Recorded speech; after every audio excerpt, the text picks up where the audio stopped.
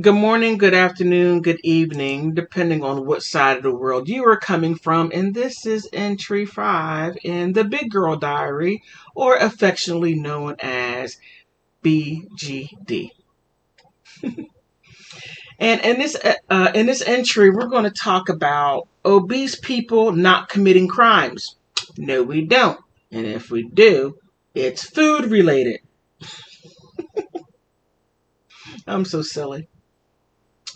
Over on the other side of the pond, over in England, the University of um, London South Bank University, and this study was run by Dr. Julia Shaw. And and this was in 2015, September 2015. And she found that big people do not commit crimes. No, we don't. She did a study at the university showing two types of crimes and had students to pick out who committed the crime by looking at the videos. And and the study participants, they were asked to identify the person they witnessed committing the crime. And and it was either a muscular person, overweight, or a normal suspect. Now, what is interesting, they found that 51% of the participants accused the muscular person because they're lifting weights, they're running, they're jogging, they're doing all the stuff. Yes, that's why you get picked um, to be the perpetrator.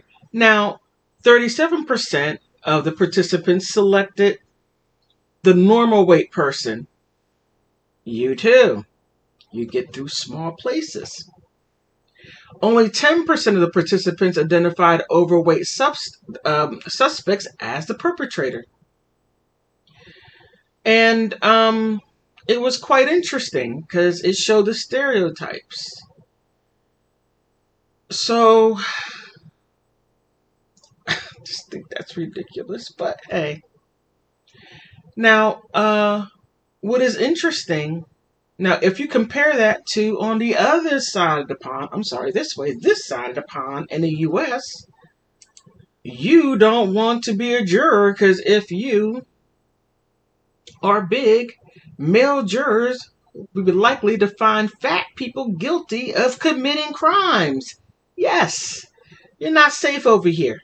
We better go over to Europe, over in England. We're not going to get charged with anything. Over here, the skinny men, they are going to put us in jail. So if you look at the XX factor, male jurors more likely to find fat women guilty according to depressing studies. This was back in January 2013, and I'll leave the links in the description box. Yale Psychology University did a study, and they showed out of 471 pretend peers of varying body sizes of check fraud. And there were a large guy, large woman, lean woman. And they and in this they when asked, most of the slender men thought the women did it, the fat women did it. Lean women did not think the fat women did it. So they're the let me see, how can I say this? The person identified, or I'm sorry, either a large guy, a lean guy, a large woman, and a lean woman identified the people in the photograph as a defendant. Participants, the participants rated the peer defendants guilty on a 5-point scale. No fat bias emerged when the females pretended peer evaluation and female pretended defendants. And when men or women assess the guilt of men, but when the male pretended peers pronounce judgment on the female pretended defendants, the BMI prejudice reared up. The men looked at fat women and said, "You did it. You know you ate that bonbon. You know you went in there and stole that food." So they were more likely to put big women behind bars. It's interesting the comparing and contrast of it. Over in England, you don't commit crimes because you were too lazy. On this side, you know you did it. You were motivated. You're motivated by that check fraud to go get those bonbons.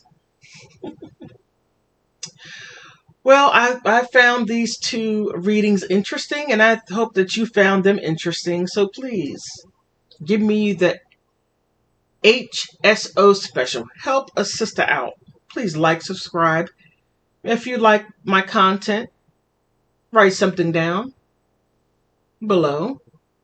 And if you don't like what I presented, still write something down below. Tell me what I could have done differently. Okay, well, have a great day. Wherever you are, good morning, good afternoon, good evening. Big Girl Diary, BGD. Bye.